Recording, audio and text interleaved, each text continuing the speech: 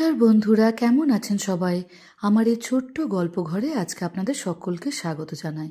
যে কারণে পুজোর পরে ব্যাঙ্গালোর যাওয়া হয়েছিল, সেটা মায়ের কারণেই। এই যে দেখছেন না, মায়ের পায়ে ব্যান্ডেজ হয়ে রয়েছে।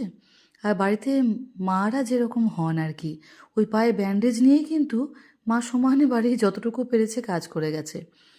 তো হঠাৎ করে একদিন রক্তারক্তি কাণ্ড। আমাকে দুদিন আগে বলল যে, জানিস তো আমার পায়ে না এরকম একটা ছোটো কাটার মতো হয়েছে, তো আমি তোর বাবারই অয়েনমেন্টটা লাগাচ্ছি।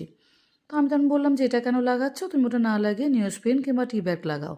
তখন বুঝিনি, ভেবেছিলাম এমনি কেটে চড়ে গেছে হয়তো। তারপর সেখান থেকে রক্তারক্তি কাণ্ড, মানে সে রক্ত, এত রক্ত, মানে চিন্তা করা যায় না। 3-4টে কাপড় বেঁধে আমাকে ডাক্তারের কাছে নিয়ে যেতে হয়েছিল। তারপর ড্রেসিং করে মোটামুটি একটু চাপ দিয়ে ওই পা তুলে বসে থাকতে বলে তারপর একটু কমেছিল। আর বাবা তো পড়ে গেছিল ভীষণ চিন্তায়। তো যে বাবা আম, এতটাই শান্ত মানুষ, খুব একটা কাজকর্ম যে পারেন তা নয়, তবু সে সময় কিন্তু অনেক কাজ করেছেন। এই দেখুন, মেয়ে স্কুল থেকে ফিরবে, ফিরে এসে গ্লুকন-ডি খাবে বলে বাবা কিন্তু সেটা রেডি করেছে, জলের গ্লাস রেডি করে, চামচ রেডি করে রেখে বেদানা ছাড়াতে বসেছেন।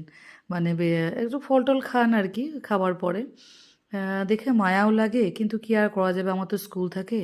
আর মায়ের এই অবস্থায় বসে থাকতে কী যে অস্বস্তি হয়েছে সে বোধহয় শুধু আমিই জানি। কোনো রকমে মানে, তাও সারাদিন ইনস্ট্রাকশন দিয়েই যেত।